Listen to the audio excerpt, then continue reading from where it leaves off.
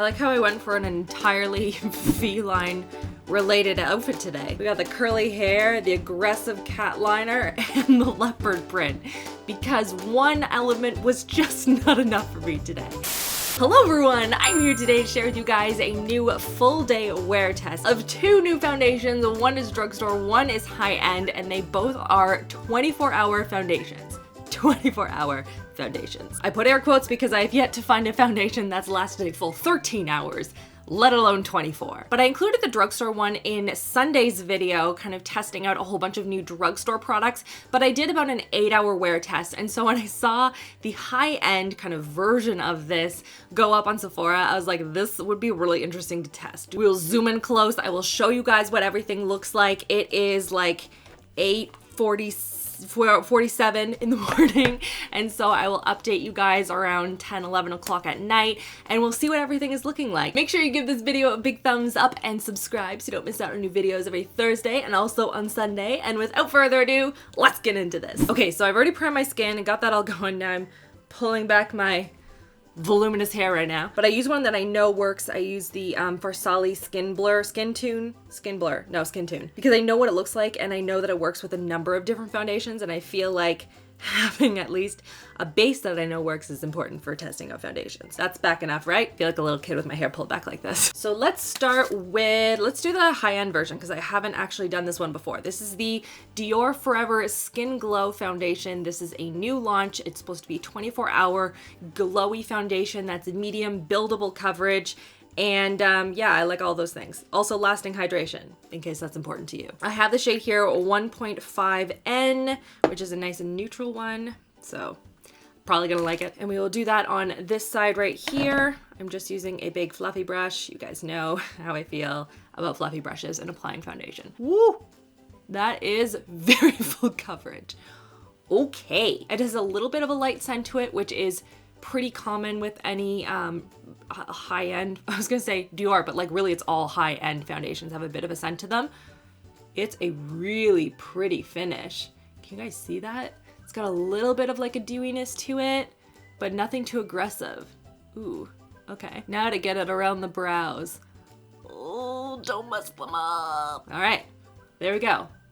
Half is on. So from a first impression standpoint, it's really pretty. It is oxidizing a little bit, just like a little bit, nothing insane, but I am noticing something. It blended out really, really smoothly. It looks beautiful on the skin. So far, first impression, I like it. And now moving on to the other side, we're gonna go in with the L'Oreal Infallible 24-hour Fresh Wear Foundation. This is again also a very glowy-esque foundation, supposed to last 24 hours. So I feel like it's pretty comparable in terms of at least formulation or what it's supposed to be like to the DIOR one. So I'm using a combination right now of 20 and 30.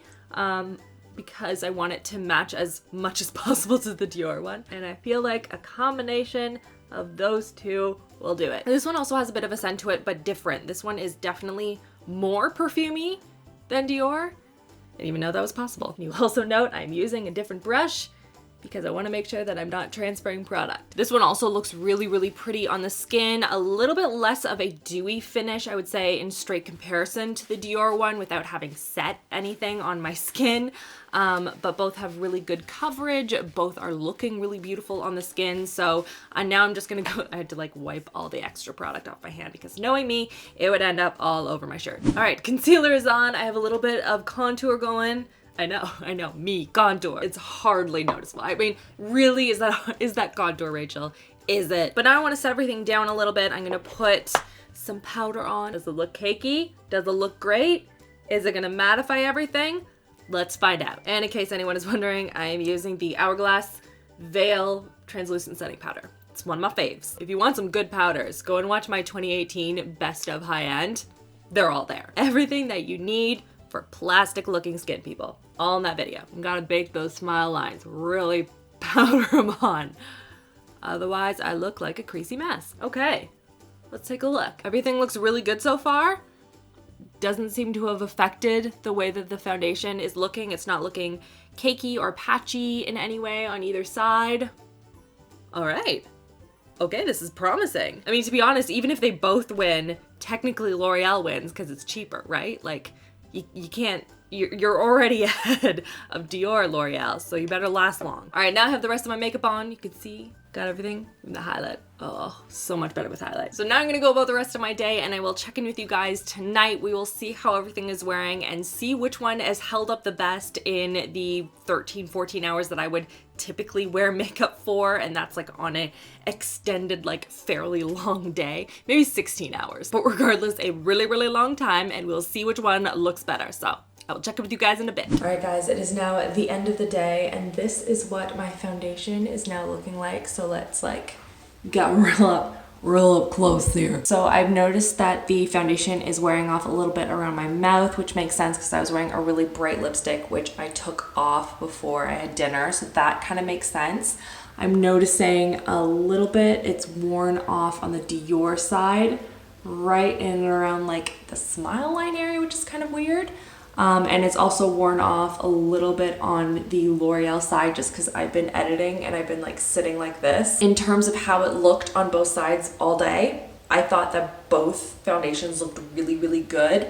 And my skin looked nice and flawless. It wasn't looking patchy or anything like that throughout the day. I am noticing that my pores look a little bit enlarged on both sides by end of day.